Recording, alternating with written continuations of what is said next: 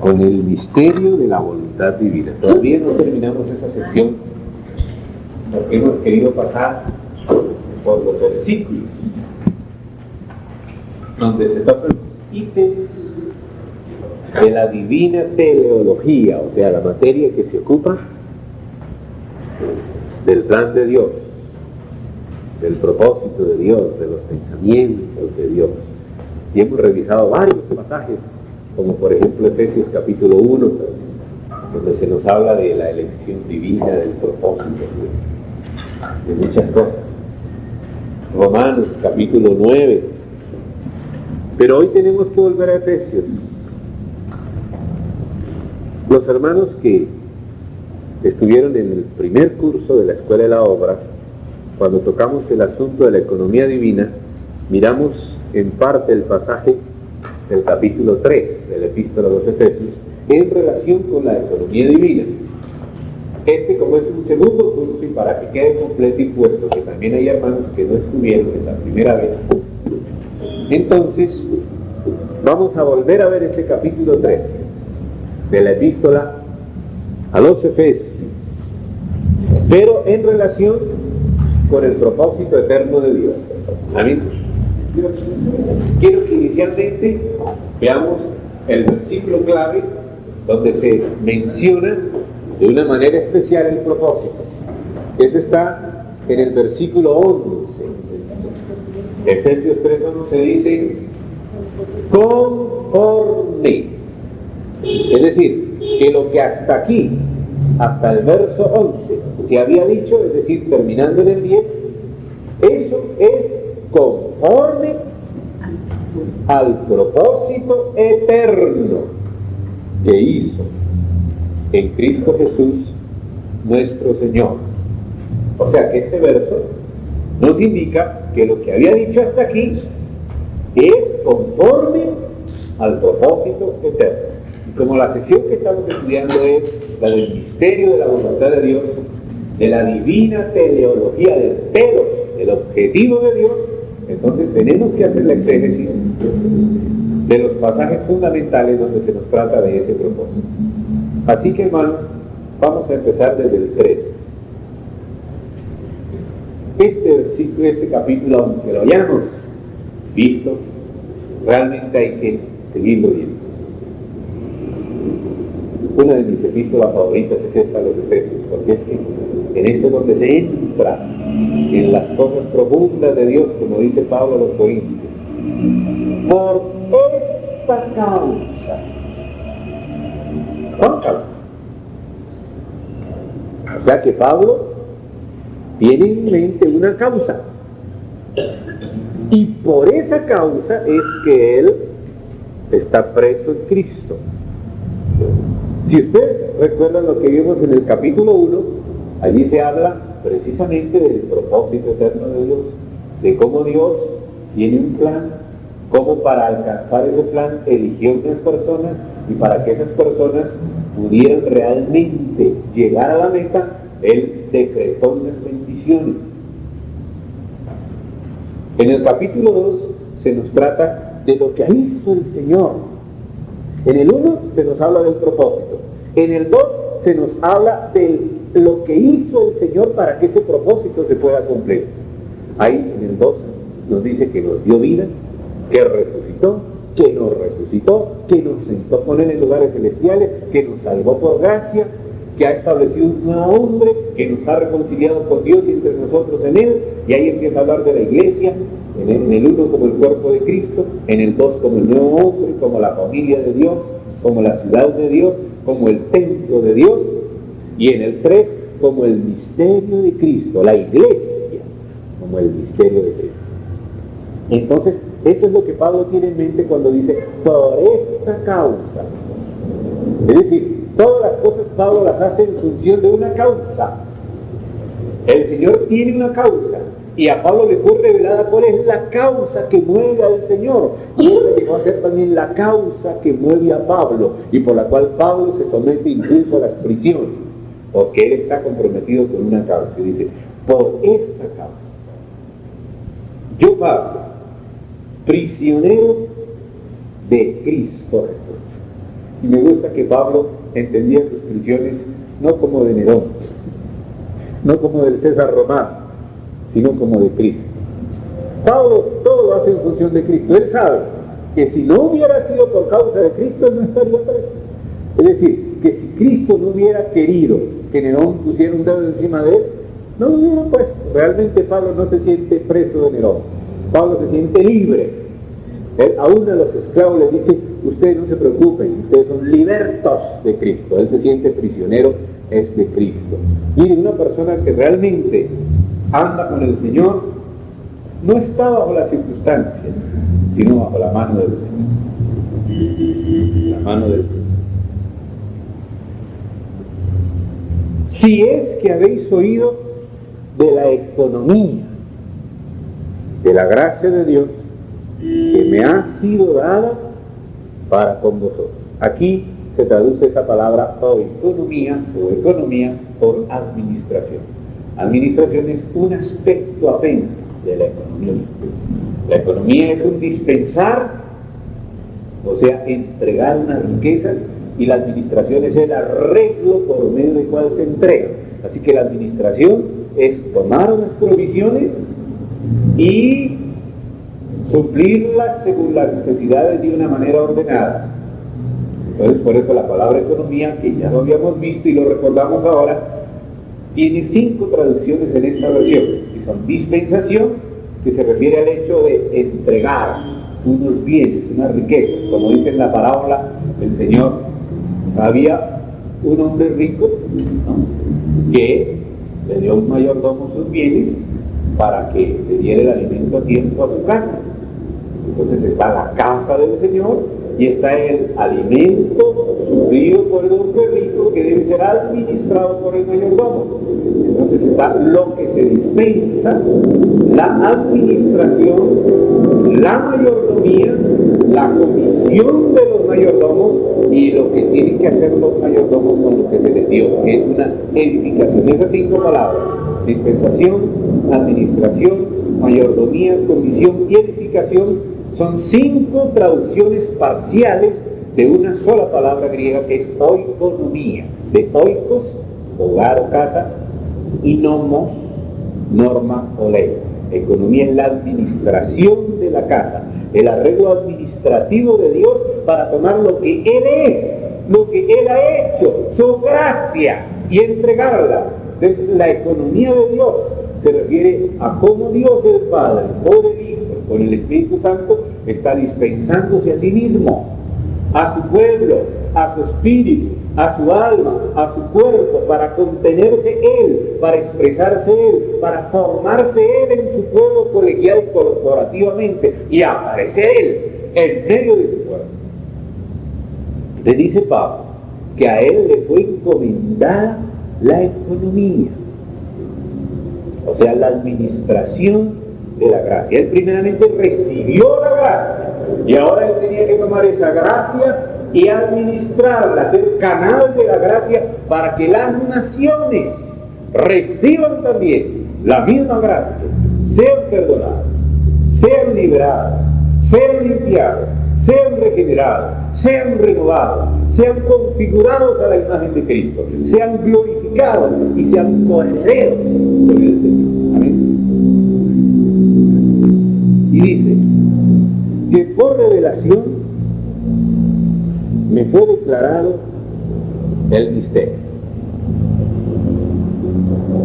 como antes lo he escrito brevemente, leyendo lo cual podéis entender cuál sea mi conocimiento en el misterio de Cristo. O sea que Pablo, con esa expresión, el misterio de Cristo, él está resumiendo el contenido de sus escritos, o de los que ha escrito hasta que escribió Efesios, o por lo menos lo que ha escrito en Efesios. Aquí tendríamos que ver a qué se refiere Pablo cuando dice: por revelación me fue declarado el misterio como antes lo he escrito brevemente. No sabemos con exactitud si este antes se refiere al capítulo 1 y 2 de esta epístola a los Efesios o a las demás epístolas que el apóstol escribió. Pero cualquiera que sea las dos maneras como interpretemos esa frase, como antes lo he escrito brevemente, ya sea que se refiera solo a lo anterior de la epístola a los Efesios o a todas las epístolas anteriores, sin embargo, él dice que el tema que él ha tratado es el misterio de Cristo. Cuando nos acercamos a los escritos de Pablo, no debemos estar buscando solo mandamientos suelticos allá, cositas acá, consejitos allá. Todo eso son solamente consecuencias en la vida cotidiana y práctica de una revelación integral y central. Pero la revelación integral y central, el tema básico de lo que el mismo Pablo confiesa que él ha estado escribiendo, es el misterio de Cristo. Ese es el tema de Pablo. Lo que me fue revelado fue el misterio de Cristo. Lo que yo he escrito es acerca del misterio de Cristo.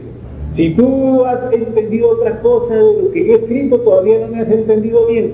Si solamente tienes recuerdos de algunos mandamientos sueltos por allá, sí, en Efesios es donde dice que las mujeres tienen que ponerse un velo, en Corintios. Sí, en Colosenses es donde dice que las casadas estén sujetas a los maridos. Sí, en Timoteo es donde dice que las mujeres no pueden hablar. Y estas son las impresiones que algunos reciben de los escritos de Pablo. Solamente cositas, versículos suelticos. Pero el mismo Pablo dice que lo que él ha escrito antes, brevemente, ya sea en su carta o en sus cartas anteriores, es acerca del misterio de Cristo. Y realmente, si leemos todas las cartas de Pablo, en todas se trata de eso. Amén, hermano. Amén. Ahora dice acá, verso 5, misterio que en otras generaciones no se dio a conocer a los hijos de los hombres como ahora. O sea, en el Nuevo Testamento, el misterio de Cristo es revelado. O sea, ¿en qué consiste la quinta esencia del Nuevo Testamento? Fíjense, dice que ese misterio en otras generaciones no fue revelado, o sea, en el Antiguo Testamento. Pero ahora, ¿qué es lo que ha sido revelado ahora? El misterio de Cristo.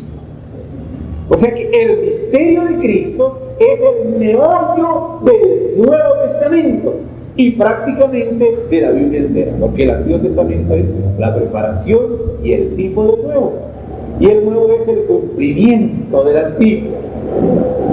O sea que realmente la clave de toda la Biblia es el misterio de Cristo.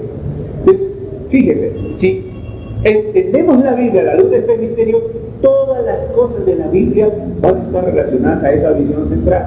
O si no, vamos a estar viendo aquí una genealogía por acá, un proverbio por allá, una parábola por allá, una carta por allá, una historia por allá. Pero ¿a qué se relacionan esas parábolas y cartas y proverbios, etcétera? Son partes, adminículos del gran misterio. Lo que necesitamos ver es la cosmovisión central, el tema central de la Biblia. Y ese es el misterio de Cristo.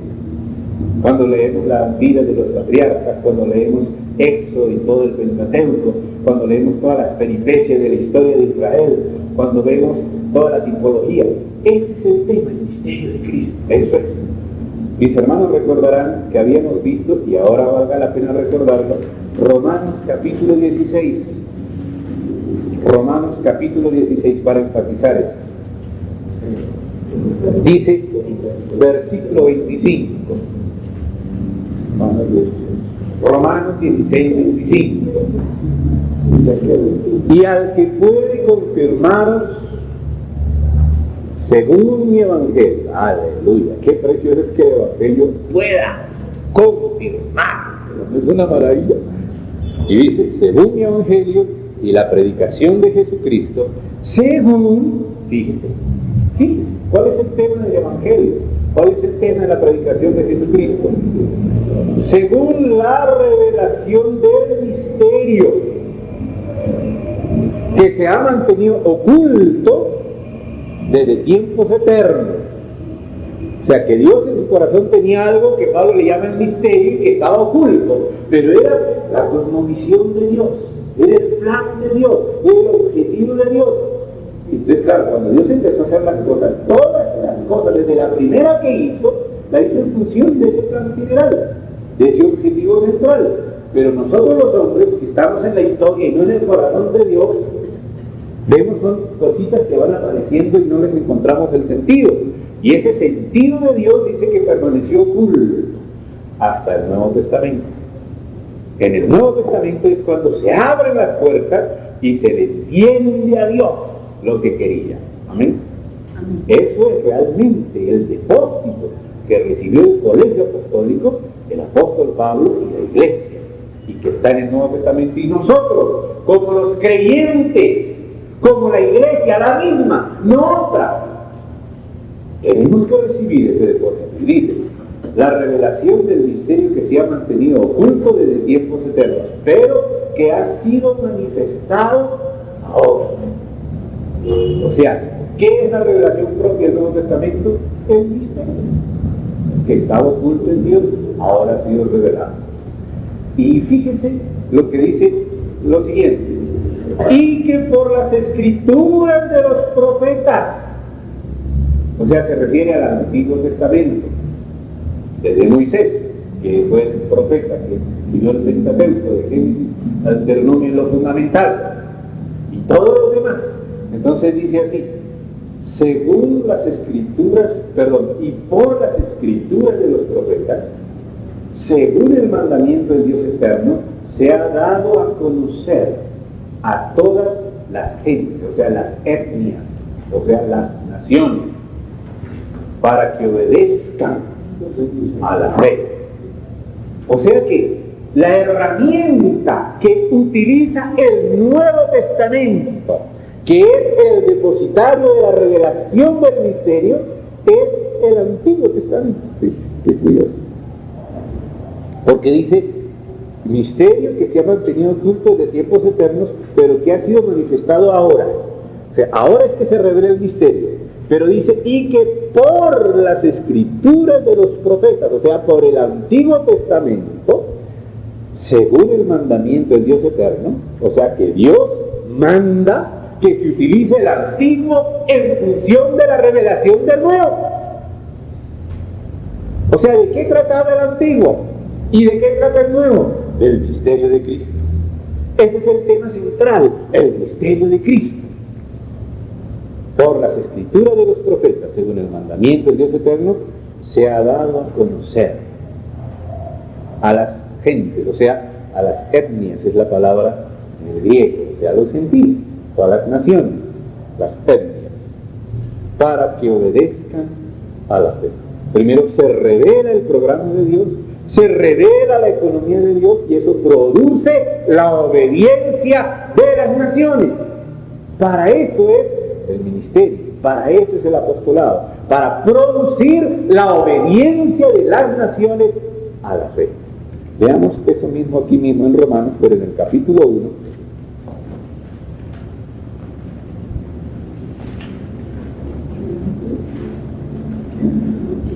Desde el 1, en el saludo, dice Pablo, siervo de Jesucristo, llamado a ser apóstol, apartado para el Evangelio de Dios, pero apartadme a Bernabé y a Saulo para la obra que los he llamado. Entonces por eso dice apartado para el Evangelio de Dios. Ahora fíjense, el Evangelio de Dios que Él había prometido antes por sus profetas en las Santas Escrituras. O sea, ¿de qué trataba el Antiguo Testamento? Lo que Dios había prometido antes por sus profetas en las Santas Escrituras, del Evangelio de Dios. En el Antiguo Testamento el Evangelio de Dios estaba en promesa y en tipología. En el Nuevo de Dios la promesa es cumplida y la tipología realizada. Entonces sigue diciendo, acerca de quién es el Evangelio. ¿Cuál es el tema central del Evangelio de Dios? El Hijo. Dios quiere que es el Hijo quien tenga la preeminencia en todo. Dios quiere reunir, como ya lo vimos aquí, todas las cosas en Cristo, pero a este Cristo, alrededor del cual Dios quiere reunirlo todo, lo hizo corporativo, le dio una esposa. O sea que el Cristo central tiene cabeza y cuerpo. Y el Evangelio es acerca del Hijo. Pero el Hijo tiene algo en su historia que se llama un matrimonio. Cuando se escribe la historia de un personaje, si no se dice con quién y cuándo se casó, no se está diciendo algo muy importante. Entonces, si el tema central del Evangelio de Dios es el Hijo, pues el Hijo tiene una esposa. Por eso es que desde el principio Dios puso a Adán como figura de Cristo y a Eva sacada de Adán, de su mismo material, sin nada extraño, distinto de Adán mismo, como compañera de él, figura de la iglesia. Entonces sigue diciendo, nuestro Señor Jesucristo, el Hijo, que era del linaje de David según la carne, que fue declarado Hijo de Dios con poder. Aquí vemos la persona del Hijo en su doble naturaleza divina y humana. Divina en cuanto Hijo de Dios, en cuanto Verbo de Dios, en cuanto imagen del Dios invisible. Y humana en cuanto asumió humanidad en el vientre de la Virgen María, que venía de la descendencia del rey David, entonces él es descendiente de David según la carne. O sea que aquí estamos viendo que el Evangelio de Dios tiene como tema central a la persona del Hijo, que tiene dos naturalezas, la divina y la humana, pero que ha hecho algo, que es lo que sigue diciendo acá. ¿Y por quién? O sea, perdón, me faltó terminar el verso 4. Declarado Hijo de Dios con poder, según el Espíritu de Santidad, por la resurrección de entre los muertos. Si realmente él no hubiera sido el Hijo, ni hubiera sido santo, el Espíritu de Santidad no lo hubiera declarado Hijo. Pero, ¿cuál fue la declaración que hizo el Espíritu de que aquel hombre Jesús era el Hijo de Dios y había vivido una vida sin pecado, que su muerte había sido seguramente expiatoria y no por sus propios pecados? La resurrección. Por la resurrección de los muertos fue declarado Hijo de Dios. Si él no hubiera resucitado, hubiera sido otro gran hombre como cualquiera de los que ha tenido la historia.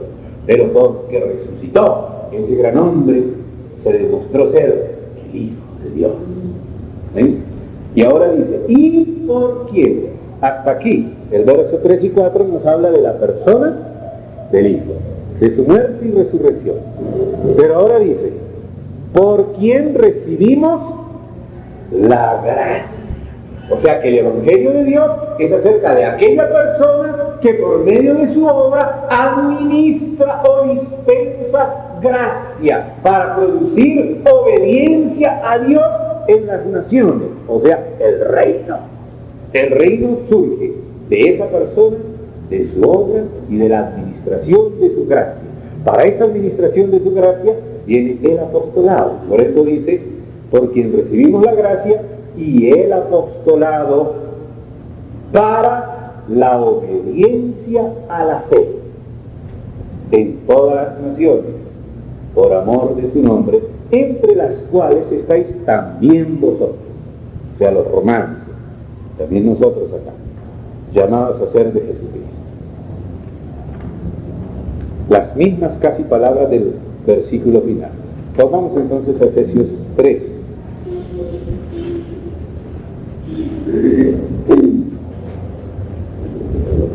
Estamos ahora en el 5, verso 5, capítulo 3. Misterio que en otras generaciones del Antiguo Testamento no se dio a conocer a los hijos de los hombres como ahora. Es decir, en el Nuevo Testamento ese misterio es revelado a sus santos apóstoles y profetas por el Espíritu. Por eso dice, de él recibimos la gracia y el apostolado para qué? Para la obediencia a la fe. Entonces en el Nuevo Testamento el misterio es revelado a los apóstoles y profetas del Nuevo Testamento, utilizando las escrituras de los profetas, o sea, el Antiguo Testamento. Es decir, que el tema central del Antiguo y del Nuevo Testamento es el misterio de Cristo. Pero el misterio de Cristo no es solamente la persona del Señor Jesús, sino también la iglesia, el cuerpo de Cristo, que es lo que dice el siguiente verso, el verso 6. Dice así, 2 puntos, así termina el verso 5. Desde el 1 al 5 había dicho que hay un misterio de Cristo, pero no había dicho cuál es. Pero en el verso 6 dice cuál es el misterio de Cristo. Y dice, 2:1, que los gentiles, o sea, la gente de las naciones escogidas por Dios, son coherederos y miembros del mismo cuerpo. O sea que el misterio de Cristo es el cuerpo de Cristo con la herencia de Cristo. Esto es lo que habíamos visto en Efesios 1, que Dios quiso reunir en Cristo todo, pero que en Él, así mismo como Cristo, nosotros, la iglesia, tuvimos herencia, o tuvimos parte en la herencia de Cristo, en la preeminencia sobre todas las cosas. O sea que Dios puso a Cristo sobre todo, pero como dirá nosotros como cabeza, y nosotros fuimos dados a Él como cuerpo, como los vehículos de Cristo vivo, hoy decir. ¿Para qué? Para la obediencia de las naciones. Es el misterio.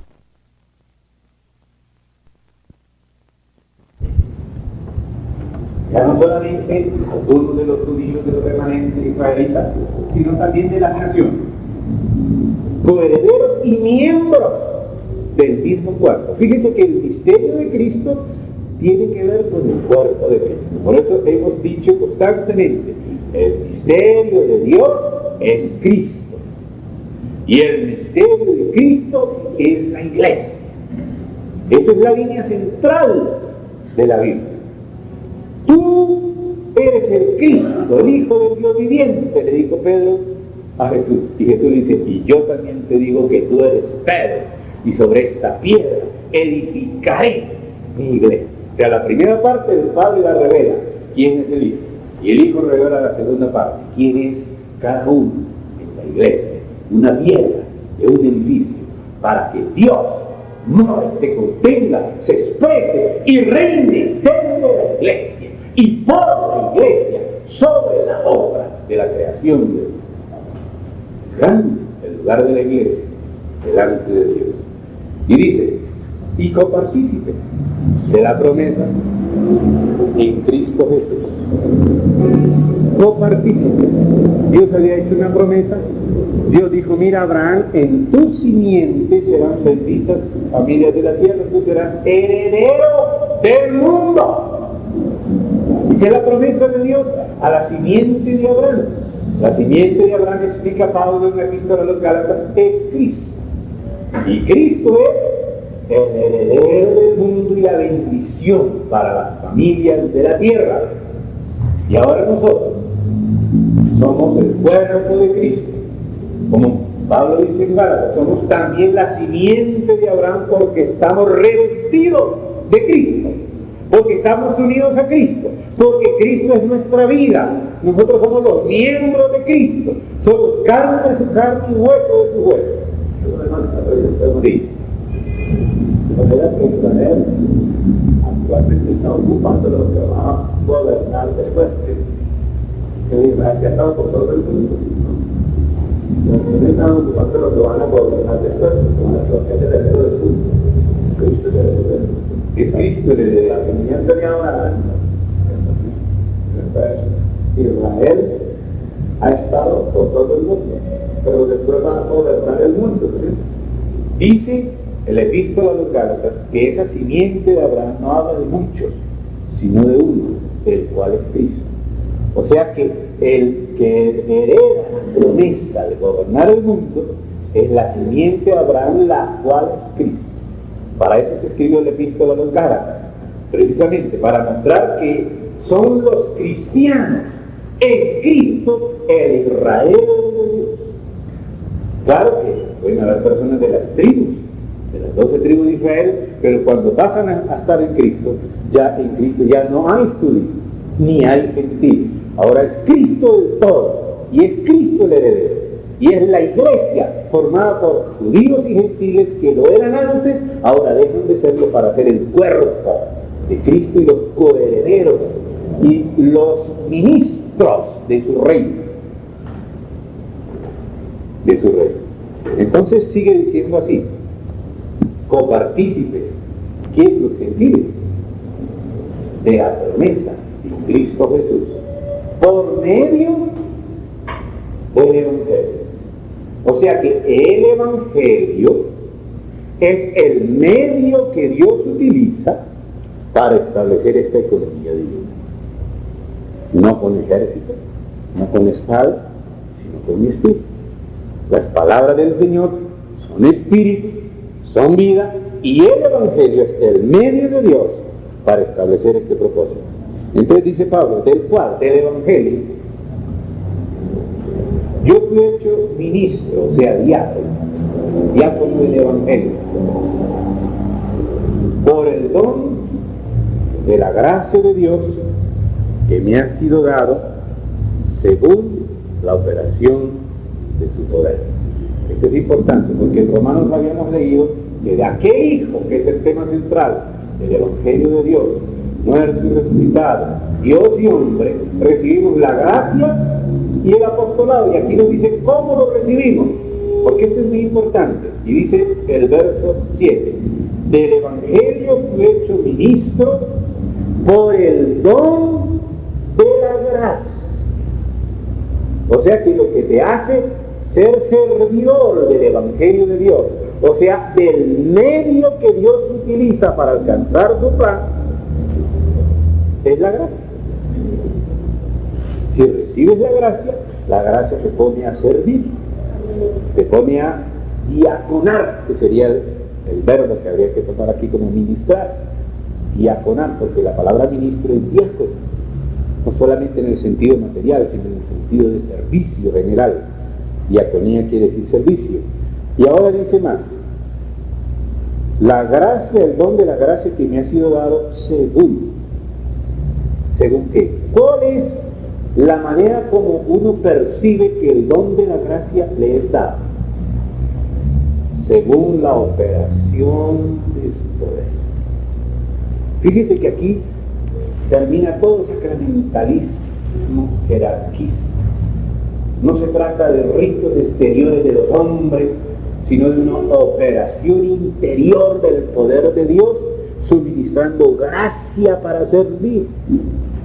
Dice que como todo tipo de estructura exterior, clerical, es derribada por este versículo. Aquí no es que un determinado clero superior te dio una licencia para servir a Dios. No, es la operación del poder de Dios la que te da la gracia para poder servir. No importa cuántas licencias tú tengas de un clericado supuestamente superior, si no opera el poder y la gracia, no estás sirviendo para nada. Y viceversa, quizás no te hayan dado una licencia desde el Vaticano, pero Dios te ha dado la gracia mediante la operación del poder. Es el poder de Dios operando en ti. Esa es la entrega del don de gracia que te hace ministro. Es algo carismático y no clerical. ¿Comprenden, hermanos? Fíjense, ahí está. Volvamos a leer. Versículo 7. Del Evangelio fui hecho diácono. Ahí está. El don de la gracia de Dios, que me ha sido dada según la operación del poder. Hago una pregunta. ¿Acaso fue el Papa San Pedro el que nombró al cardenal San Pablo? ¿No? Pablo estaba en Antioquía y dijo al Espíritu Santo en medio de un presbiterio de hermanos. Ahí estaba Bernabé, Lucio, Manaén, Simón Níger. Ahí no había ningún nuncio apostólico, un permiso de su santidad San Pablo, ¿no? Pues directamente el Espíritu Santo: apártenme a Bernabé y a Saulo para la obra que les he llamado. Y dice, fui apartado para el Evangelio de Dios. Entonces dice Pablo, verso 8, a mí que soy menos que el más pequeño de todos los santos. Fíjense que clara conciencia de la gracia tenía el apóstol Pablo. Aquí no hay ni el más mínimo trazo de jactancia de que porque él había sido algo o alguien, entonces ahora Dios podía contar con un aliado valioso para poder ayudarle. No. La conciencia que él tenía era de que él era el peor de los pecadores. Así lo dice en otra epístola. Y aquí dice el más pequeño de todos los santos. Y por eso fue que él se cambió el nombre de Saulo a Pablo. Le quitó la S y le puso la P, porque Saulo es nombre de rey, pero Pablo quiere decir pequeñito. Y dijo, no, que voy a ser un rey, yo soy un pequeñito. Por eso se llama Pablo, que es de Saulo. Y dice, a mí, que soy el más pequeño de todos los santos, me fue dada, fíjese, dada, porque si no es dada, si es vendida, si es alcanzada, si es luchada, no es dada. No es gracia tampoco. Me fue dada esta gracia de anunciar entre los gentiles el evangelio de las inescrutables riquezas de Cristo. En otras ocasiones, diciéndole a los hermanos, digo, hay veces esta parte nosotros la leemos así: me fue dada la gracia de anunciar entre los gentiles el evangelio, punto, sino final, por lo menos aparte. Pero Pablo no pone el punto en el evangelio. Para él el evangelio es algo muy tremendo, inescrutables riquezas de Cristo. Pablo, para arriesgarse a decir la palabra inescrutable, quiere decir que él siempre había estado descubriendo riquezas de gracia que no se acababan, que cuando llegaba, aparece a un callejón sin salida, ahí surgían nuevas riquezas de gracia. Siempre había una salida por la gracia. No podía él llegar al fondo de la gracia. Y por eso, por no poder llegar al fondo, él le llama al evangelio las buenas nuevas de una gracia de Dios que no puede llegar al fondo. El evangelio de las inescrutables riquezas de Cristo. Nosotros diríamos, bueno, ahora sí le ponemos el punto, pero todavía no le pone el punto. ¿Por qué no le pone el punto todavía aquí? Por lo que habíamos leído un poquito antes, de que el evangelio es el medio, no es el fin.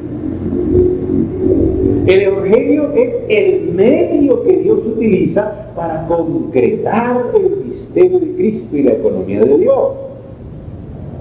Es por causa del evangelio que podemos ser recuperados para que Dios tenga su propósito. O sea que el evangelio es el instrumento para el objetivo, pero el objetivo mismo es resultado del evangelio. Por eso es que el punto no puede ir en el evangelio, sino en el objetivo, en la economía final, la de la plenitud de los tiempos. Por eso dice, a mí que soy menos que el más pequeño de todos los santos, me puede dar esta gracia de anunciar entre los gentiles el evangelio de las inescrutables riquezas de Cristo. Y ¿ve que no hay punto?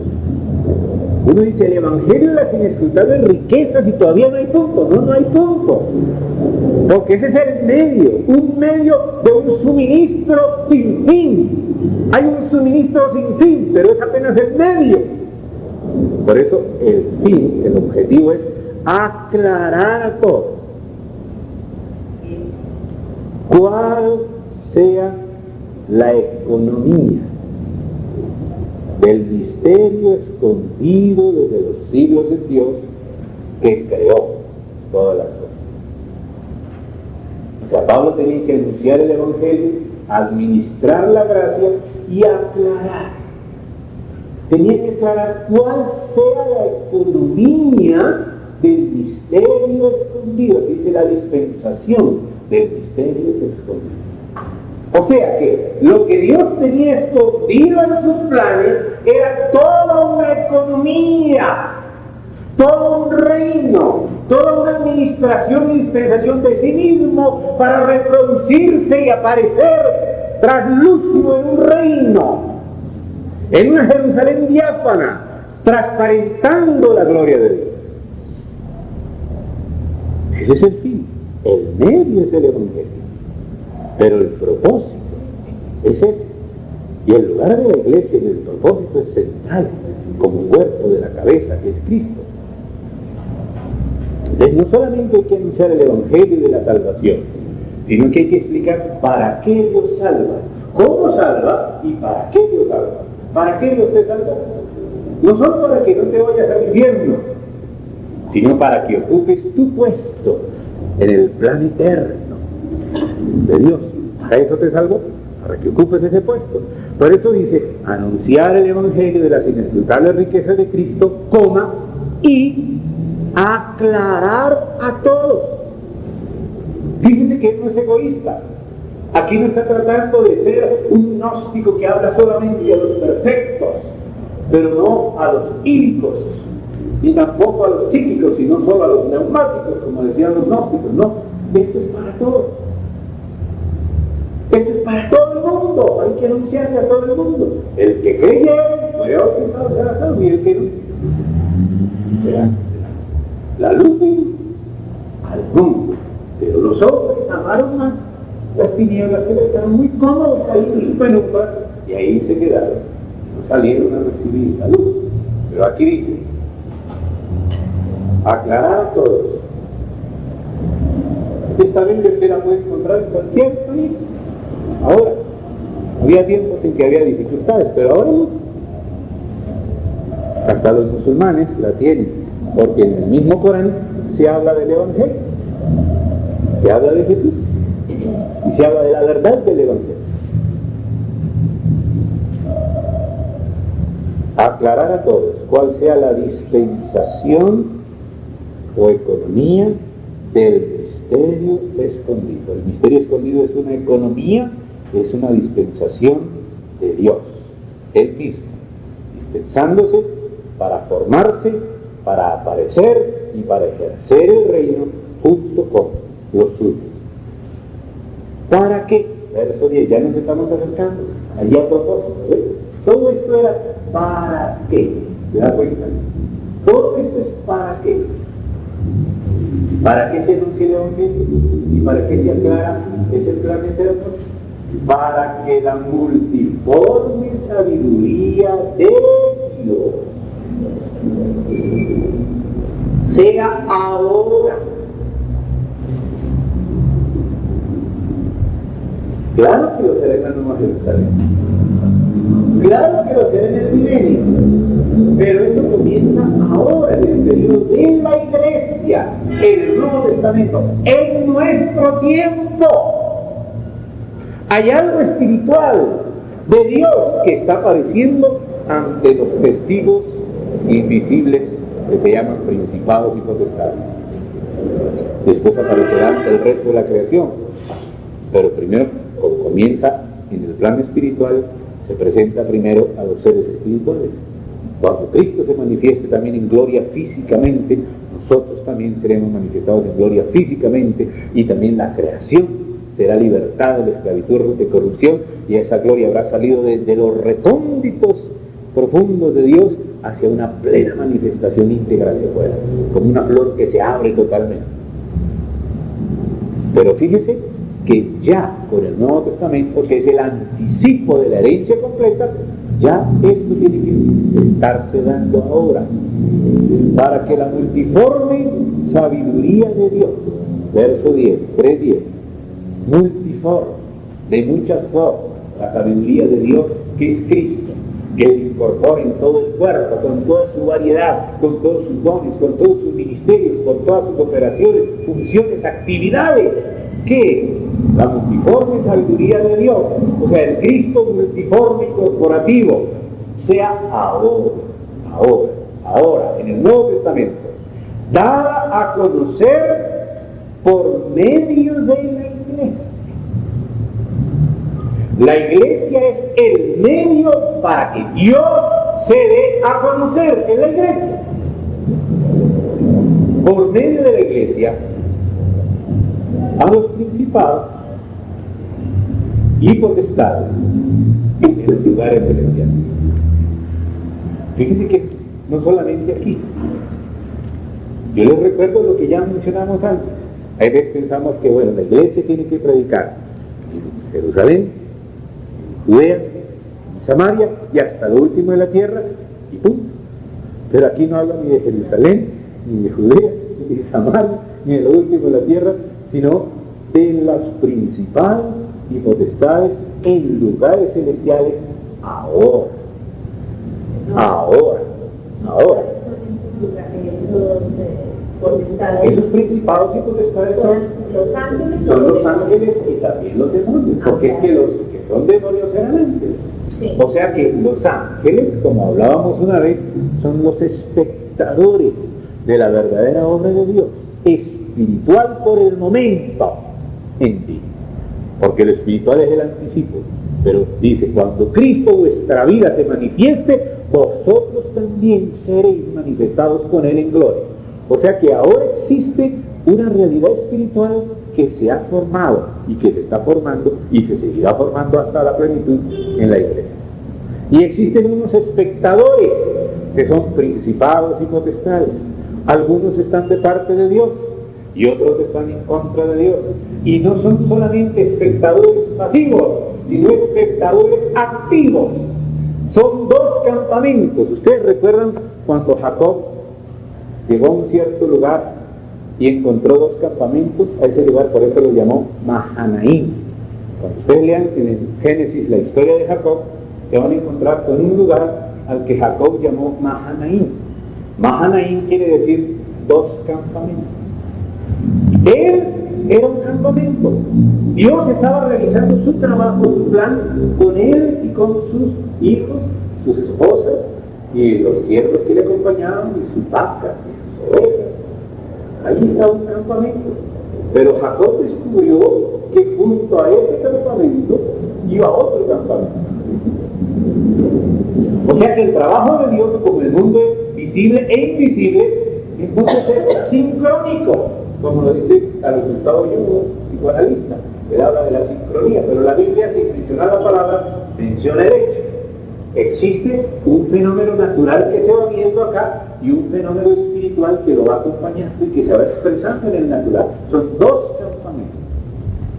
Ustedes recuerdan también las profecías de Daniel 10, ¿no? Que así como existe un campamento de Dios, de ángeles de Dios, con los siervos de Dios, existe un campamento de demonios con los gobernadores de este siglo. Sí, eso está escrito. Cuando el príncipe de Persia sobrenatural cayó, el imperio persa natural cayó. Cuando el príncipe de Grecia sobrenatural llegó, el imperio griego llegó, el imperio griego natural se levantó. O sea que van sincrónicamente el campamento de los ángeles y el campamento de los hombres. Entonces, por eso lo llamó Mahanaim, porque allí Jacob, cuando llegó a ese lugar, vio el otro campamento. O sea que el trabajo de Dios está siendo realizado por dos campamentos: por el campamento de sus siervos humanos y el campamento de sus siervos ángeles. Y lo mismo en el diablo. El diablo también tiene los suyos, tiene su campamento. Y por eso es que también en el libro del Cantar de los Cantares dice, hablando de ella, que es como la reunión de dos campamentos. ¿De dónde saca esa expresión en Cantar? Referida a la esposa de la de Jacob. Cuando Jacob vio el otro campamento acompañándolos a ellos, entonces por eso el autor del Cantar de los Cantares, Salomón, dice que ella, la esposa, es como la reunión de dos campamentos. ¿Cuáles son los dos campamentos? El del mundo invisible y el del mundo visible. O sea que, hermanos, nosotros los seres humanos pertenecemos a dos mundos. Nosotros tenemos un cuerpo animal que pertenece al mundo material, pero tenemos un espíritu que pertenece al mundo espiritual, porque Dios es espíritu. Con nuestro espíritu nosotros percibimos a Dios, su aprobación, su desaprobación, su guianza, su silencio, su reprobación. También las luchas espirituales, los combates, las opresiones del ambiente, que nuestros ojos no ven nada, pero nuestro espíritu percibe pesado el ambiente. Es nuestro espíritu el que capta ese universo paralelo que podríamos llamar así. O no paralelo, llamémoslo mejor mundo invisible, porque no es exactamente paralelo, pero es como para dar una idea. Entonces nosotros pertenecemos a esos dos mundos y nuestra alma es la que engancha el uno y el otro. Nuestro cuerpo es consciente del mundo material, nuestro espíritu es el radar que percibe el mundo espiritual y nuestra alma somos nosotros mismos que recibimos las impresiones de los sentidos y las impresiones del espíritu y las interpretamos y actuamos o según la carne o según el espíritu. Por eso es que la esposa es como la reunión de los campamentos. Por eso es que en el tabernáculo había querubines en las paredes y en el velo. ¿Qué representan esos querubines en las paredes? La interrelación del mundo espiritual con el mundo natural. Por eso era que Betel era como una escalera donde subían y descendían ángeles. Y el Señor Jesús dijo: y desde ahora veréis el cielo abierto y ángeles que descienden y ascienden hasta el Hijo del Hombre. De Dios al Hijo del Hombre, o sea, a la primera piedra de Betel. Pero la primera piedra se multiplicó y se volvió una casa. Y ahora esa casa recibe la visita de los ángeles. Debemos tener claro que hay dos campamentos. En este momento con nuestros ojos estamos viendo este campamento. Pero hay otro campamento que también está aquí, que algunas veces te parece curioso, las coincidencias providentes de Dios, pero justamente tenía que hacer esto y apareció esto. Hay veces son de los otros y otras veces es Dios. Ya les conté una vez el ejemplo de aquel hermano que antes de ser hermano se iba a subir en un bus, eso fue en Asunción, Paraguay, que era el 24, y venía un 34 y él lo vio como si fuera un 24. O sea que gracias a algún angelito se le nublaron los ojos y vio el 3 como 2 y se subió en el 34 y no en el 24. Mientras la ruta del 24 y el 34 eran la misma, pues él no se dio cuenta. Él siguió en el bus tranquilo, pero de pronto el 34 doblaba hacia la derecha, en cambio el 24 hubiera seguido de largo. Entonces cuando dobló hacia la derecha, entonces él esperó un rato, quizás es que hubo algún problema y había que dar una vuelta, pero cuando vio que avanzaba y no daba la vuelta, pues se paró y preguntó: ¿este qué número es? El 34. Perdón, yo me bajo aquí. Exactamente se bajó donde estaba un hermano a quien el Espíritu le había dicho: ve a pararte en esa esquina. El hermano Omar, él estaba en la esquina obedeciendo al Señor hasta que paró el bus delante de él y se bajó en sus narices aquella persona a preguntarle a él dónde era que podía tomar tal bus. Y el hermano Omar, ni corto ni perezoso, lo evangelizó y se salvó. O sea, Dios lo llevó exactamente a donde tenía que bajarse. Le hizo equivocar el bus y lo hizo bajar donde estaba el que Dios tenía esperando para evangelizarlo. Ahí vemos los dos campamentos, ¿se da cuenta? Ahí vemos el trabajo de los ángeles realizando esas aparentes coincidencias, pero que es la mano providente de Dios mediante su uso de los ángeles para que las cosas parezcan así tan misteriosas, tan sincrónicas. No solo este es un ejemplo, hay muchos ejemplos. Yo pienso que todos nosotros tenemos en nuestra vida conciencia de algunas cosas. Yo tengo de muchas cosas. Y hay otras de las que no tenemos conciencia, pero que están ahí. Una vez un hermano en Cristo, que se llama Roland Bux, a quien le han aparecido en algunas ocasiones ángeles, él pues había tenido unas visitaciones angélicas en su país, pero después él viajó al otro lado del mundo y se fue a Filipinas, y una vez cuando estaba en el hotel en Filipinas, el mismo ángel que le había aparecido en su país le apareció en Filipinas. Y entonces le dijo Roland Bux al ángel: ¿y cómo me encontraste aquí? Y le dijo el ángel: es que nosotros hicimos el arreglo para que tú estuvieras en Filipinas. O sea que esto demuestra que existen dos campos cuenta que existe un mundo invisible que va acompañando al mundo visible y que existe una guerra también en el mundo invisible como la hay en el mundo visible. Fíjese, cuando Daniel, capítulo 10, el profeta Daniel estaba orando y ayunando, dice que él durante 21 días se sintió como muy afligido y estuvo en ayuno, estuvo como en una lucha. Pero justamente eso coincidió con una batalla de 21 días entre aquel ángel que había sido enviado a Daniel para dar el mensaje de aquel príncipe de Persia que se le oponía para que él no recibiera luz de Dios.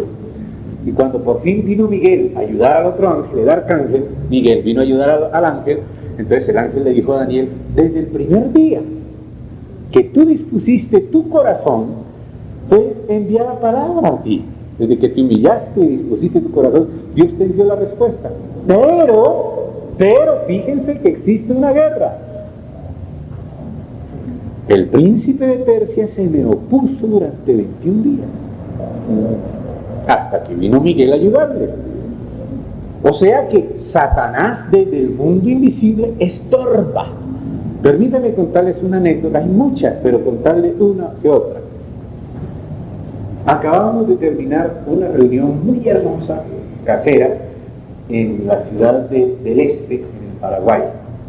Y al lado de la casa donde teníamos las reuniones había un baldío, con árboles y con pasto alto y bastantes malezas. Quedaba al lado de la casa del lado, pues, el hermano vivía en la casa, pero el lote del lado era baldío. Terminó la reunión, había varios obreros en la reunión y los hermanos de la iglesia en esa localidad de Ciudad del Este, que antes se llamaba Ciudad Presidente Storm. Y salieron felices de la reunión, contentos, animados. Pero cuando dos de los obreros se iban a montar en un Jeep, en un Volkswagen, yo mismo vi con mis propios ojos, lo vi, no sé cómo hacerlo, lo vi y lo percibí. Salió de entre esa maleza un demonio en forma de remolino más o menos de este tamaño, como si fuera de agitación psíquica, a una velocidad como si fuera un trompo. Así salió, dando vueltas, y se trató de meter en uno de los obreros. Y le comunicó eso y le dijo unas palabras un poco como movido por esa agitación al otro, como para dañarla. Era un dardo de Satanás para dañar el efecto de la reunión. Y como que se dio cuenta y como que dijo, ¿pero qué me pasó? Y paró. Tan pronto él se detuvo, salió de él y se metió en el otro, y el otro le contestó, es decir, me di cuenta que había sido un demonio que había sido enviado y que salió desde ahí directo para destruir la comunión, poner una cuña entre estos hermanos y destruir.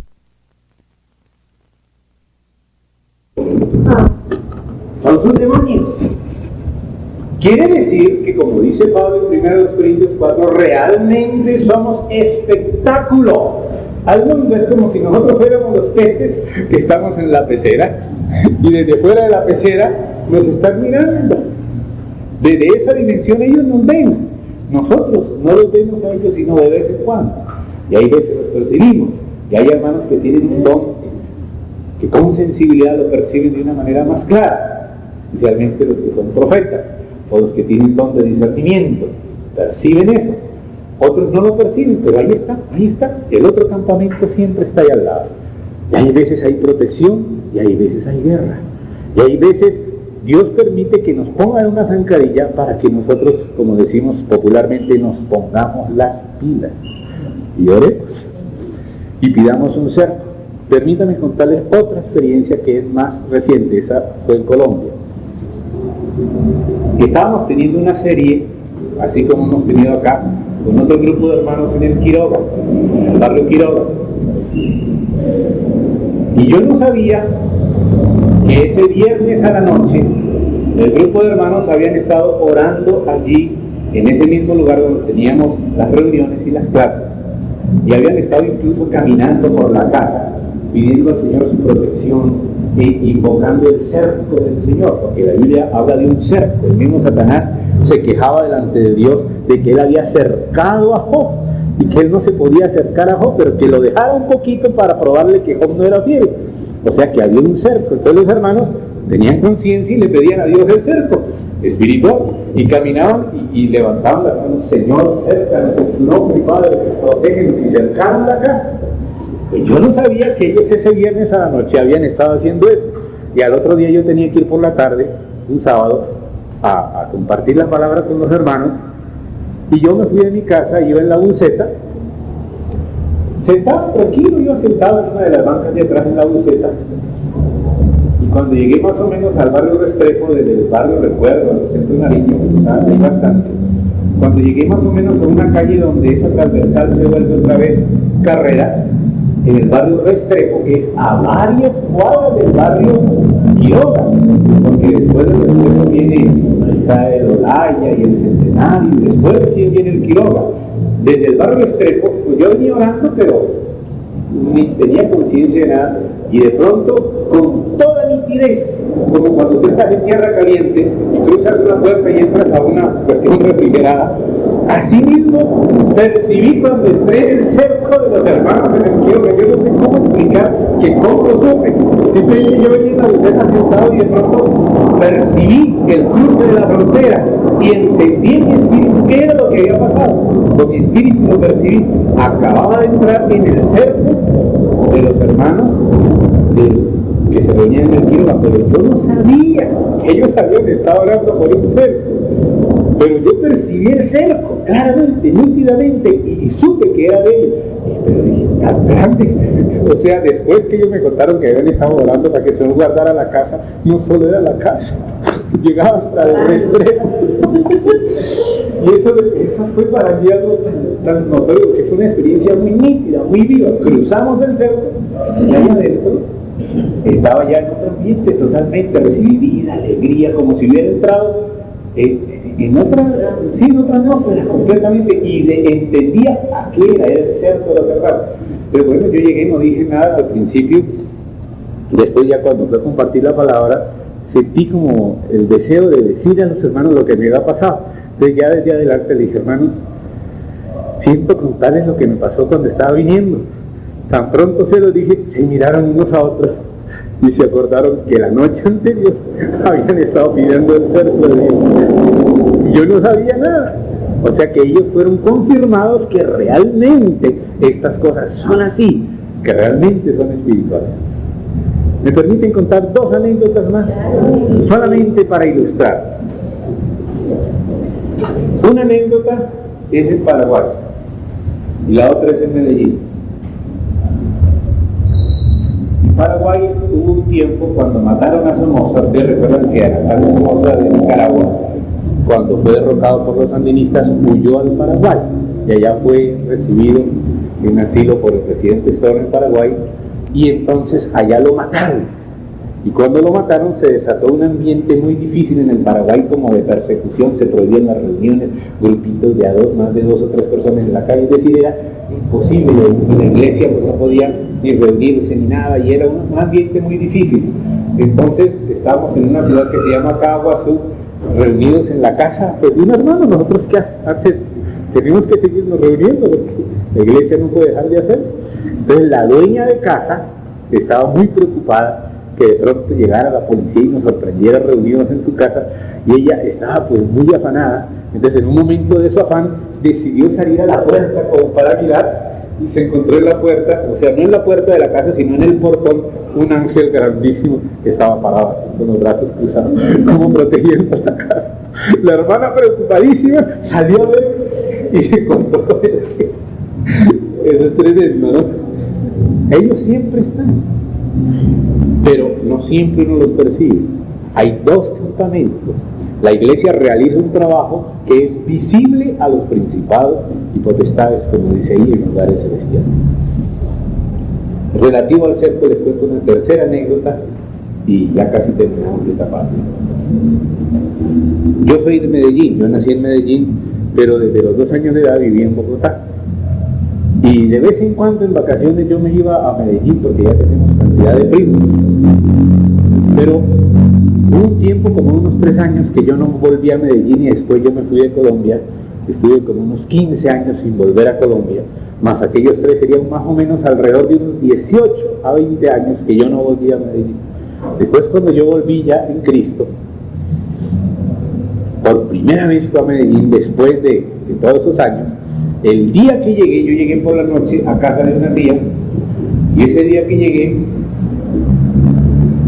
para volver a visitar a mis parientes, dando ausencia. Entonces mi tía, Maruja, que ya murió, me dejó un cuarto para hospedarme en el cuarto. Entonces, en esa misma noche llegué, lo saludé y tal, y ya cuando nos fuimos a acostar en el cuarto, me fui a acostar y hice una oración de esas, como decía la costumbre, Señor, gracias, en tu mano me encomiendo, ¿no? Me acosté a dormir, y cuando iba a dormirme, en ese momento, en ese interín entre la vigilia y el sueño, el Espíritu del Señor me movió, sentí como ese movimiento interior de invocar el nombre del Señor Jesús. ¿No? Era como un aviso, como una premonición, ¿no? Y me dijo, dije, Señor Jesús. Y segunda, Señor Jesús. Y la tercera vez cuando dije Señor Jesús, fue porque vino el diablo en forma de un toro. Yo no sé cómo explicar, en el cuarto con un toro negro que vino como para darme un golpe, y cuando dije Señor Jesús, se chocó con el nombre del Señor, con la invocación. O sea, él vino como para darme el golpe, pero se chocó con el nombre de Cristo. Y entonces entendí por qué el Espíritu me había dicho que invocara al Señor. Entonces yo no sé qué era, y Señor Jesús. Señor Jesús, o sea, como de todo el corazón, y decir, Señor Jesús, ¡oh! Ese golpe terrible de un toro que no sé cómo explicar eso. En la fiesta no sé cómo explicar. Fue un triple ataque de Satanás, pero el tercero ya vino Satanás mismo como Satanás, pero el primero fue el toro, esa noche, pero entonces menciona la anécdota por el asunto del cerco. Fue el nombre del Señor el que hizo que él se chocara con su nombre, es algo misterioso. Se chocó y no me golpeó, sino que él se golpeó con el nombre del Señor. Y este fue un ataque del diablo. Yo sabía que muchas veces cuando algún hijo de Dios llega a algún pueblo o algo y hay algunos principados o diablos o hasta el mismo diablo, allí vienen a molestarlo. Yo recuerdo un compañero de la obra que se llamaba Eleno Frutos, que ha compuesto algunas de las canciones nuevas que les he enseñado. Él una vez también fue a visitar una ciudad y tan pronto llegó a esa ciudad, fue al baño, y cuando estaba en el baño, una voz le dije, ¿y usted qué viene a hacer aquí? Te voy a destruir. Esa fue la recibida.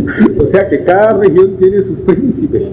Y tan pronto llegó él, que era un siervo del Señor, lo distinguieron los demonios y se le fueron al baño y ya le hablaron. ¿Usted qué viene a hacer aquí? Te vamos a destruir. Esa fue la bienvenida que le dio. Entonces yo me acordé de eso que le había pasado a Beatriz. Tuve la bienvenida después de 20 años que no venía a Medellín, ahora me viene a dar la bienvenida. Entonces, oré otra vez un poquito, pero como no con una disposición a luchar, porque es que, hermanos, el Señor permite esto, como dicen jueces, para entrenarnos para la lucha. Y hay veces uno no se dispone a luchar hasta la muerte, en fe, confianza en el Señor, sino que apenas pelea un poquito. Entonces yo, pues, oré, vi que el Señor me había guardado y pensé que, bueno, eso era todo, y me volví a acostar. Cuando me puse las cobijas y estaba otra vez por dormirme, entonces ya fue por atrás. Pero ya no fue como un todo, sino como si se hubiera caído un cerro de latas, de ollas, un ruidaje grandísimo aquí atrás, como con mi espalda aquí, y me despertó otra vez, y esa sensación de ataque, esa presencia maligna. Ay, Señor Jesús, este sí es un ataque, pues en serio, porque ya no es una vez, sino ya son 2 veces, la misma noche, y con un intervalo que es unos 15 minutos. Y dije, ay, Señor. Es decir, me senté y me puse a orar. Dije, Señor Jesús, entiendo que hay que te ruego que me guardes, que me ayudes. Me puse a disposición para pelear. Y como no pasó en ese momento nada, entonces dije, bueno, si se me voy a acostar ahora sí. No sé cuánto tiempo pasó en esa oración y ya vine a acostar. Pero ya cuando ya me iba a acostar la tercera vez, ahí sí vino directamente el diablo al cuarto. Pero lo del cerco que yo les digo, yo estaba en la cama y había como unos 2 metros de distancia y yo no veía nada, pero yo percibía un cerco que no le dejaba al diablo acercarse más de esos 2 metros. Él estaba allá y no podía pasar el cerco, pero él vino en persona, vino como si fuera un ídolo de rock and roll, con su pelo todo, como si fuera un ídolo de rock, esos que tocan guitarra eléctrica, así, con esa pinta, con su cabello todo, y era el diablo, y me gritó, haz un altar y adórame. Fíjense el loco, me gritó que le haga un altar y le adore, pero como yo percibía que el Señor lo mantenía hasta esa distancia, que no se podía acercar de ahí. Pero primero había sido más cercano, después aquí atrás, pero después ya era más grande el cerco. Cuando habíamos pedido, Señor, guárdanos, protégenos, ahora como que el cerco se agrandó y estaba como a 2 metros. Entonces ahí sí lo reprendí y dije, maestro, ya es 3 veces, esto ya sí es una lucha a muerte, en persona en el cuarto, eso fue horrible, eso fue en Medellín, eso fue en Medellín en el 85, por ahí en noviembre del 85, o diciembre, fue terrible. Entonces, hermano, esta anécdota se las contaba para que simplemente tengamos unas ilustraciones de que existe una correspondencia entre el mundo natural y el sobrenatural, ¿amén? Y de que puede haber puertas abiertas, por eso dice, no deis lugar al diablo, y hay que cerrar las puertas teniendo un cerco. El cerco es de fe, el escudo es la fe. Hermano, termino entonces con el siguiente verso que era por el que comenzamos y descansamos. Habíamos llegado donde dice, la multiforme sabiduría de Dios sea ahora dada a conocer por medio de la Iglesia a los principados y potestades en los lugares celestiales, conforme al propósito eterno. ¿Ven? O sea que desde la eternidad no se había propuesto esto para la Iglesia, ser el canal de Dios ante los principados. Y el propósito de Dios, porque lo que estamos estudiando es el propósito de Dios. Este es el propósito de Dios, que la multiforme sabiduría de Dios sea ahora dada a conocer por medio de la Iglesia ante los principados. Ellos ven la realidad de las personas, ellos no ven las apariencias, ellos ven lo que realmente es en Cristo y Dios lo ve.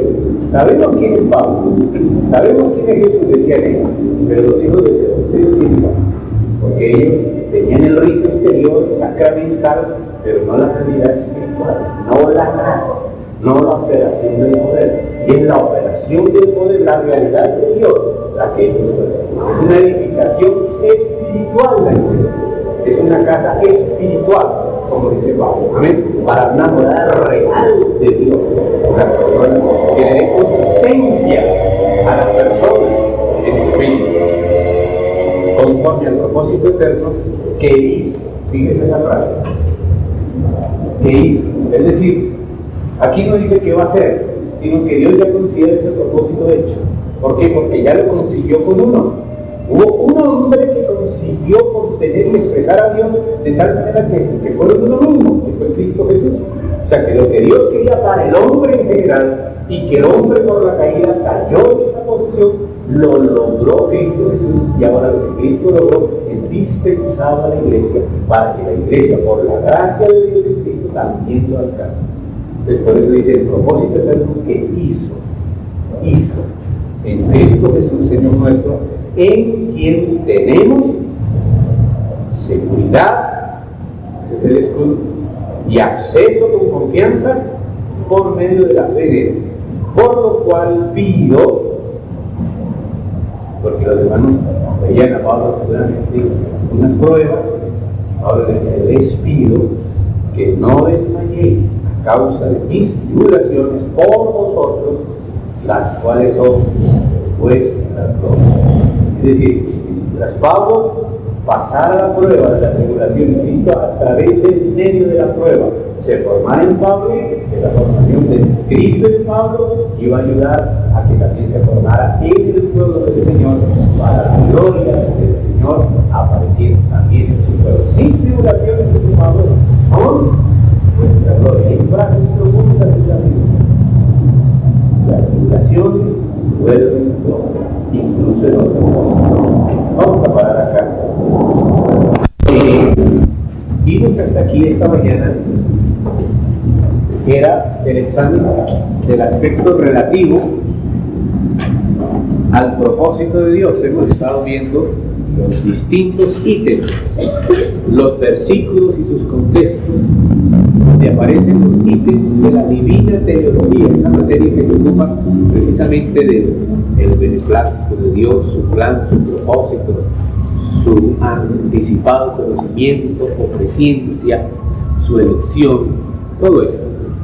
Necesitamos ver un poquito más despacio, los versículos que ya los catalogamos al principio, cuando empezamos esta parte de la serie relativa al misterio y la voluntad divina, pues catalogamos ya esos versos, ya los tenemos en una lista, pero sabemos que no es suficiente con un catálogo. A veces es bueno leerlos y dejar que nos digan lo que dicen. No tratar tampoco de sacarle una quinta pata al gato, pero tampoco dejar de sacar las 4 que tiene.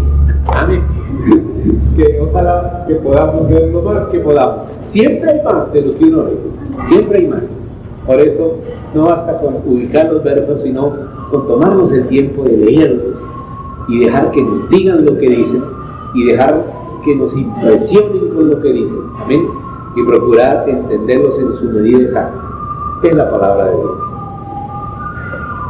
Hay otros pasajes donde se nos habla de la presencia. Ya vimos el de Romanos, donde dice: a los que antes conoció, a estos predestinó. Vamos a Pedro ahora. Vamos a ver algunos de esos pasajes que nos presentan estos ítems. Primera epístola de Pedro, capítulo 1, versículos 1 y 2. Versículos 1 y 2. Allí hay frases clave. Especialmente el primer renglón del verso 2.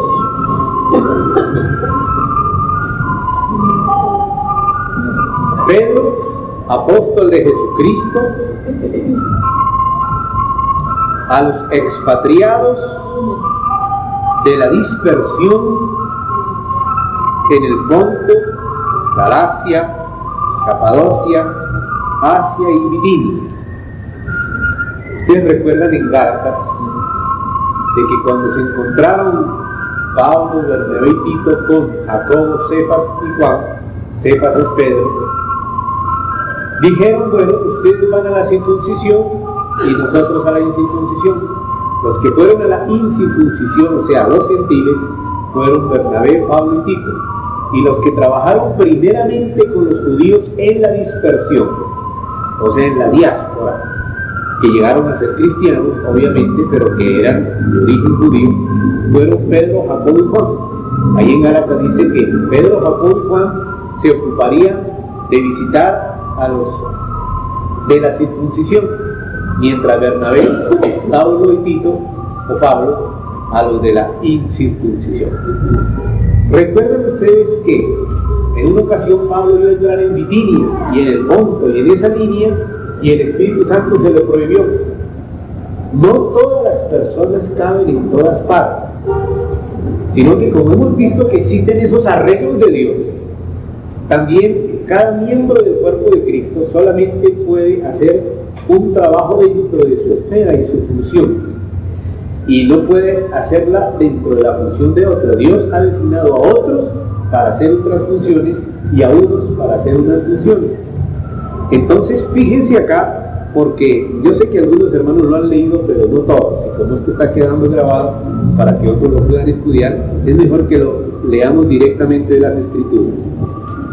Vamos a Hechos, capítulo 16, leamos del verso 6 al 10, para relacionar esto con lo que acabamos de leer del primer verso de Pedro. Y para entender un poco eso que ya mencionamos hace un rato, relativo a Mahanaim, los dos campamentos. ¿Me repites la cita, por favor? Hechos, capítulo 16, versículos 6 al 10. No todos pueden hacer todo, sino que cada cual hace su parte. Y atravesando Frigia y la provincia de Galacia, si ustedes tienen un mapa, y creo que sus Biblias tienen un mapa, se van a dar cuenta que justamente al atravesar Frigia y Galacia se encuentra uno con el Ponto, con Bitinia, con Capadocia, es decir, con aquellas provincias que menciona precisamente Pedro en el primer versículo de su primera epístola, que son Ponto, Galacia, Capadocia, Asia y Bitinia. Entonces dice: atravesando Frigia y la provincia de Galacia, les fue prohibido por el Espíritu Santo hablar la palabra en Asia. Es interesante que el Espíritu Santo no siempre guía a hablar, sino que hay veces guía a no hablar, hay veces guía a respetar otro tiempo, otras personas. Hay veces uno se quiere meter a hacer cosas que Dios ha determinado que las hagan otras personas y no las hace uno bien y estorba que las hagan las otras personas. Hay veces en una reunión, por ejemplo, hay veces te guía el Espíritu, pero de pronto el Espíritu mismo te da testimonio de que ahora otro tiene que ser el que haga. Entonces, si tú lo haces, tú no lo vas a hacer bien, porque Dios asignó que sea otra persona en ese momento.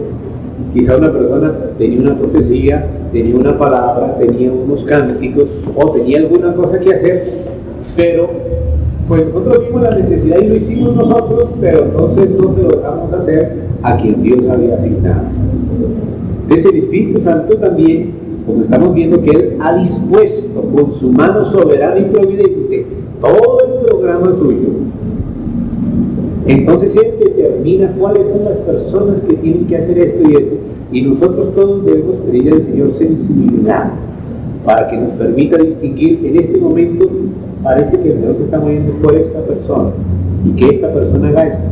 Hay veces en la misma reunión es por otra persona, o por dos o tres, o por cinco, eso lo determina el Señor.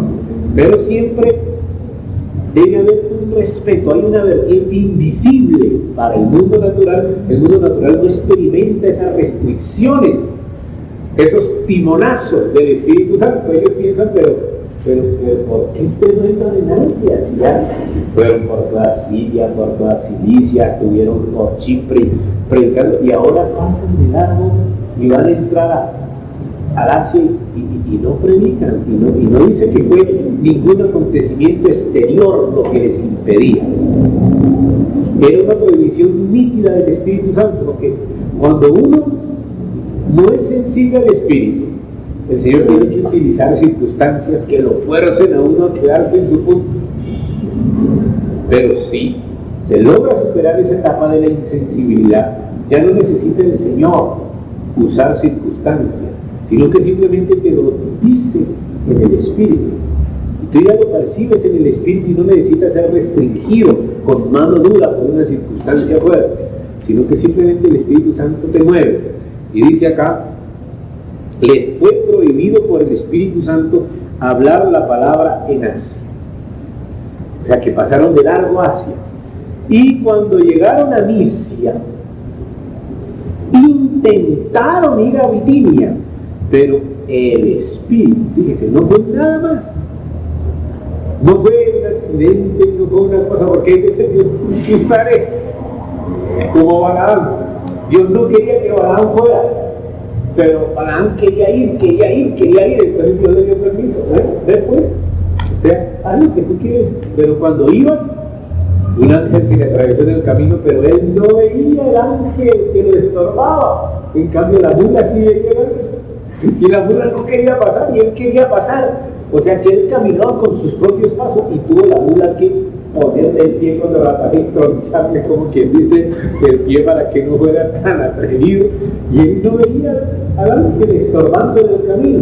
Así muchas veces somos nosotros, que Dios nos quiere restringir, pero nosotros no somos sensibles e insistimos hasta que nos tronchan el pie, la mula, ¿verdad? Pero Pablo, gracias a Dios, era sensible y dice, les fue prohibido también hablar la palabra. Les fue prohibido. Mire, no solamente en Asia, sino también en Misia. No se lo permitió el Espíritu. Y pasando junto a Misia, descendieron a Troas y, ahí está la razón, porque no era allá, ni era allá. Fíjese, ¿quién aparece trabajando en esos lugares? En Bitinia, en el Ponto, en Capadocia, todas esas regiones. Aparece Pedro. Es Pedro. Es decir, que Dios sabe que esta persona va a encajar mejor en ese medio y esta otra va a encajar mejor en ese medio. No porque nosotros de vez en cuando encajamos bien en un medio o con unas personas vamos a encajar bien en otro medio y con otras personas. No siempre. Hay veces uno encaja en unos lugares y no encaja en otros. Fíjese, Pablo le insistió al Señor predicar en Jerusalén. Y él pensaba, pero bueno, ¿por qué no voy a poder yo predicar en Jerusalén, Señor? Si ellos ya saben yo quién era, qué era lo que yo hacía. Pero ¿qué es lo que le dice el Señor? No recibirán tu palabra en Jerusalén. Yo te envío lejos a los gentiles. O sea, Dios ya lo tenía destinado para un medio. Lo había preparado desde niño para un medio. Fíjese que Pablo había crecido en Tarso de Cilicia, no Sicilia, sino Cilicia. Y allí había estado en contacto con el judaísmo helenista, ya un poco más abierto hacia la cultura griega de Europa. En cambio, Pedro había estado en Palestina y el Señor sabía cuáles eran los elegidos con que iba a hacer su trabajo en Bitinia, en el Ponto, en todos esos lugares. Eran personas que venían de la sinagoga, pero dentro de los judíos había contra Pablo un prejuicio. Pablo lo consideraba un apóstata de la ley, un apóstata de Moisés, y no estaban dispuestos a recibir a Pablo. Para los filipenses, Pablo era una misión de Dios, para los gálatas, para los tesalonicenses, pero para los de Jerusalén, para otros de los medios judíos, él era un apóstata, él era un peligro, él era una peste inclusive. Entonces Pablo no cabía entre ellos. Pablo quizá al principio no entendía, pero ¿por qué el Espíritu no me deja? ¿Será que no va a ser su obra? Sí, la hizo. Fíjese que la hizo con Pedro. Pedro estuvo trabajando allá en Bitinia, en el Ponto, en la dispersión. Cuando dice la dispersión se nota que eran creyentes cristianos que venían del judaísmo. Por eso utiliza la palabra dispersión, porque los gentiles, para con ellos no se usa la palabra dispersión. La diáspora o la dispersión son los judíos que fueron esparcidos a las naciones de todo el mundo y que tenían sus sinagogas en distintos lugares, y el Señor había dado una instrucción a los apóstoles que fueran primero a las ovejas perdidas de la casa de Israel. Y aún Pablo, cuando estaba en Tesalónica, iba a la sinagoga primero, porque el Señor había dicho primeramente a los judíos y luego a los demás. O sea, el testimonio se le daba primeramente a los judíos de que el Mesías, esperado por ellos, ya había venido y ya había muerto por ellos y resucitado. Pero entonces, si no creían, se volvían a los gentiles. Pero en el caso de estos, Bitinia, Ponto, Capadocia, ellos eran judíos, tenían sinagogas. Son las únicas sinagogas, parece, que aparecen de los cristianos. Porque si hay sinagogas cristianas en el libro de Santiago, donde ustedes se encuentran, que dice congregación, dice si en medio de vosotros, vamos a verlo, aprovechando esta la ocasión para hacer este pequeño rodeíto, pero que es el momento de usarlo, si no nos quedamos sin usarlo. Santiago capítulo 2. Sí, versículo 2 dice, porque si en vuestra congregación, dice esta traducción, pero en el idioma griego dice sinagoga. Sinagoga. Si en vuestra sinagoga entra un hombre con anillo de oro y con ropa espléndida, y también entra un pobre con vestido andrajoso, etc. Entonces, allí nos damos cuenta de que los cristianos primitivos que venían del judaísmo tenían también sinagogas. Los que venían de la gentilidad se reunían en las casas, pero los que venían del judaísmo continuaban con la tradición de la sinagoga. Pero si usted ve el saludo de Santiago, se da cuenta que justamente Santiago se dirigía también como Pedro a los judíos convertidos. Dice Santiago 1:1, Santiago, siervo de Dios y del Señor Jesucristo, a las 12 tribus que están en la dispersión, salud. O sea que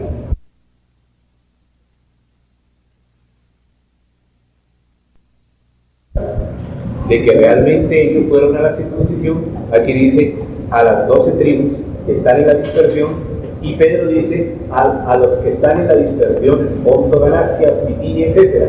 O sea, eran judíos que habían sido esparcidos y que luego se habían convertido, habían recibido al Señor allá en sus sinagogas, y tenían sinagogas, y de ahí viene la costumbre de las sinagogas de hacer casas especiales para reuniones de la iglesia, que a hoy en día le llaman iglesias a esas casas. Realmente las casas no son iglesias, son sinagogas. Si son casas de familia, pues son casas de los cristianos, pero si se hace una casa para reunirse en la iglesia, pues es una sinagoga. De manera que sí había cristianos que tenían casas o sinagogas para reunirse. No está mal, no está prohibido. Algunos ponían sus propias casas, otros tenían casas según la tradición judaica que la continuaron los judíos cristianos. ¿Y que se puede seguir haciendo? Claro, el que quiera hacerlo no está prohibido, si quiera tener una casa, pero esa casa no es la iglesia. La iglesia somos los hermanos. Y además otra cosa, ahora no hay judío ni gentil. En aquel tiempo los hermanos pues estaban en una sinagoga. Seguro llegaron a la sinagoga como llegaba Pablo y se les dio testimonio y en la sinagoga recibieron a Cristo. De los que recibieron se convirtieron y pusieron la sinagoga al servicio de la iglesia. ¿Ve? Pero en otros lugares no tenemos ningún ejemplo que los apóstoles hayan construido sinagogas. Pero Santiago sí menciona de que había cristianos que tenían sinagogas. Si en vuestra sinagoga entra alguno, quiere decir que sí había casas que se dedicaban al servicio de la iglesia que antes habían sido dedicadas al servicio judaico. Pero entonces el caso de Pablo, volviendo a Hechos 16:9, se le mostró a Pablo una visión de noche. Un varón macedonio estaba en pie rogándole diciendo: pasa a Macedonia y ayúdanos.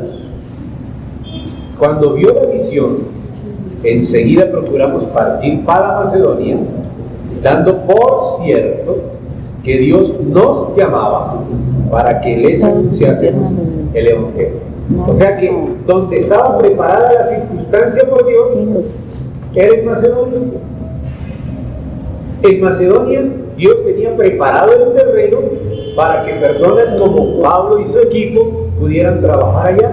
Dios le dijo: mira Pablo, aquí en Jerusalén no van a recibir tu testimonio, pero yo te envío lejos a los gentiles. A Ananías ya le había dicho: instrumento escogido me es este para llevar mi nombre a los gentiles. Fíjese que ya la profecía de trabajar Dios con los gentiles, aún en tiempo cuando solo trabajaba con Israel, esa profecía ya había sido dada.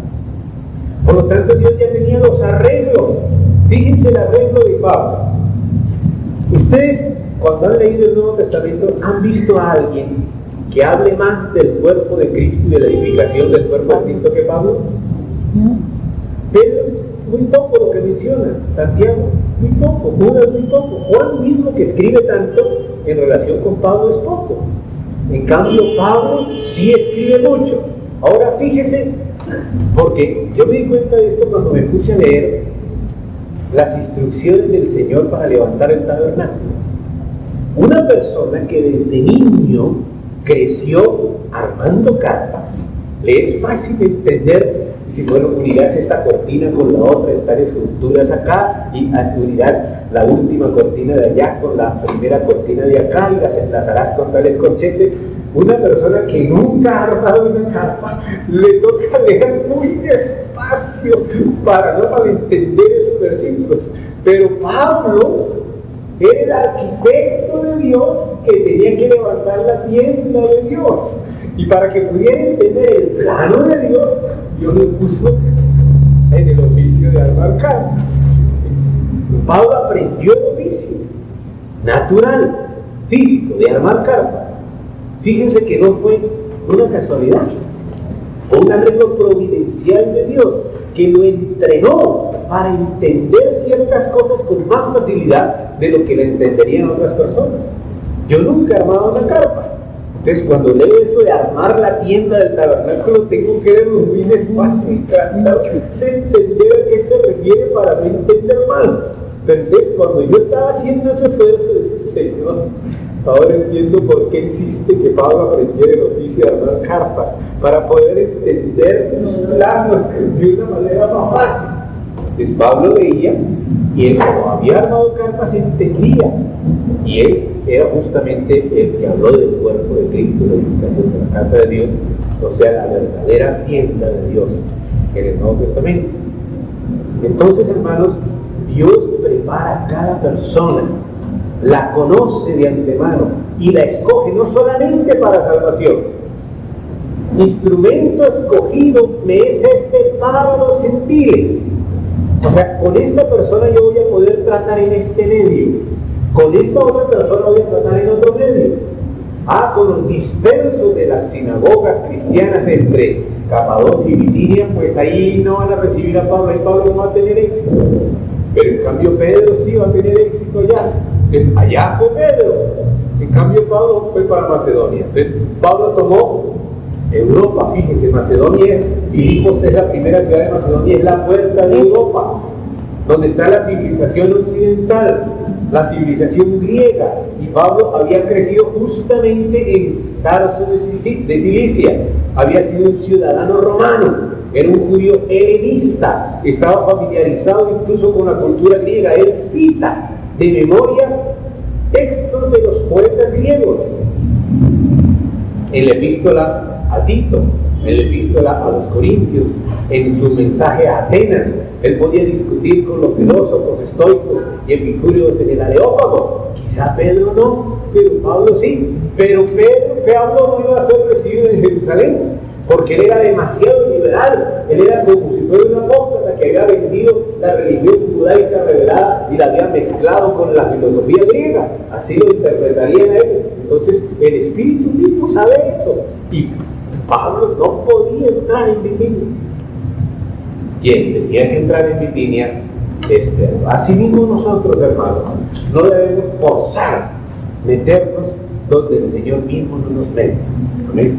Nosotros, ellos con buena intención, tratamos de acapararlo todo. Así somos humanamente, tenemos la tendencia acaparadora de meternos con todo, manejar, manipular todo, pero acordémonos que nosotros solamente podemos manejar aquello que directamente el Señor nos ponga. Hay cosas que el Señor puso a otras personas, y hay veces nosotros las menospreciamos. Decimos, no, esta persona no va a poder hacer, mejor me meto yo, y nos metemos, y salto de aquí, yo hago esto, y agarro la cosa yo, y después no me sale. ¿Por qué no me sale? Porque Dios había preparado tanto a esas personas como a otras para recibirse mutuamente.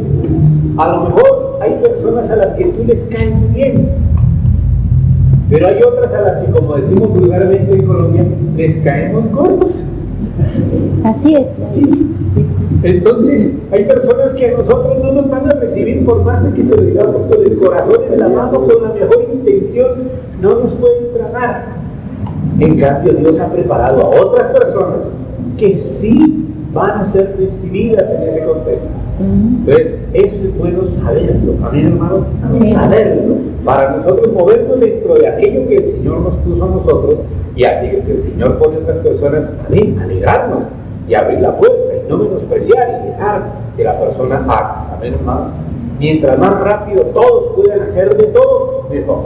Pero si nosotros tratamos de hacer todo nosotros solos, no lo vamos a hacer bien. Hagamos nuestra parte, sí, hagámosla lo mejor posible, pero nunca pensemos que nosotros somos el todo. Amén, hermanos. Volvamos a Pedro.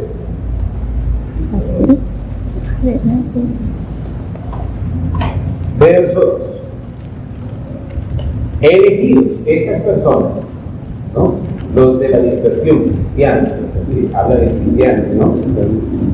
Expatriados, o sea que estaban fuera de su patria. Su patria no era Bitinia, su patria era Palestina o Israel. Elegidos según la presciencia de Dios. Aquí vemos el concepto de conocimiento anticipado de Dios. No es presencia, no presciencia. Y dice, elegidos según la presciencia. O sea que aquí claramente este versículo nos revela por el Espíritu de que Dios en su elección utilizó su conocimiento anticipado. O sea, que la elección no fue algo como decir meramente arbitrario, aunque ciertamente sí, Dios es soberano y puede elegir a los que quieran, aún sin conocerlos. Sin embargo, este versículo nos revela que Dios hizo la elección según su conocimiento anticipado. Dios conoce a la persona, Dios conoce los avatares de la vida de la persona, Dios conoce las elecciones que haría la persona con su propia voluntad, Dios conoce las circunstancias de la vida de la persona, el entrenamiento que daría esa persona. Como dijo de Pablo, mi instrumento escogido me es este. Cuando dice instrumento, quiere decir es un medio idóneo para ser usado en determinado medio. Un instrumento es algo diseñado para un trabajo especial. Si tú quieres tomar sopa, no te la vas a tomar con un tenedor, porque el instrumento idóneo para tomar la sopa es la cuchara, no es el tenedor. Pero si tú vas a cortar carne, no la vas a cortar, digámosle, con una esponja, sino con un cuchillo más, porque son los que sufren, porque saben dónde les estoy pisando el callo. Pues si yo pretendo meterme en todo, controlar todo, manejar todo yo, entonces les estoy distorsionando su propia función. Ciertamente que hay supervisión en la iglesia, eso es lo que quiere decir obispo, sobrevedores, pero entre sobrever en espíritu y enseñorearse hay diferencia. Sobrever es mirar que las cosas no se hagan mal, pero enseñorearse ya es controlar más allá de la cuenta, ya es querer manipular, querer manejar, querer, mejor dicho, tratar a los otros como si fueran niños, como si no hicieran nada. Miren, hermano, pues todos debemos, yo primero, esto me lo digo a mí mismo, aprender a dejar a los otros hacer su parte y a confiar en que Dios, como a mí me ha escogido y predestinado y preparado también al otro, y que yo no puedo medir al otro por mí, sino tener fe en Dios y darle a Dios gracias por el otro, aunque el otro haga las cosas distintas, porque es un instrumento diferente y cumple una tarea diferente. Esas tareas no son contrarias unas a las otras, sino que son complementarias. También, hermano, Pablo para Macedonia, Pedro para Bitinia. Pablo no se mete en Bitinia. Ellos llegaron a un acuerdo con el Espíritu Santo y dijeron, ok, ustedes van a los gentiles, Pablo a Bitinia, y nosotros vamos a la circuncisión. A todos y exactamente así. Unos trabajaban mejor en un medio, otros trabajaban mejor en otro medio. Elegidos según la presciencia. O sea que Dios ya conoce el fin desde el principio, todos los pasos, todas las etapas, y Dios no está improvisando. Él sabe a qué personas pone en este rincón, aquellas en otro rincón. Esta va a hacer esto, esta persona va a hacer esto, esta va a hacer esto. Eso lo hace Dios. Amén, hermano.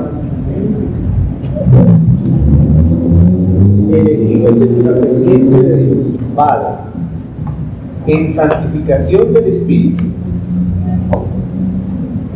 para obedecer y ser rociados con la sangre de Jesucristo, gracia y paz os sean multiplicadas.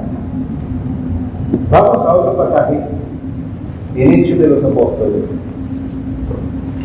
capítulo 3.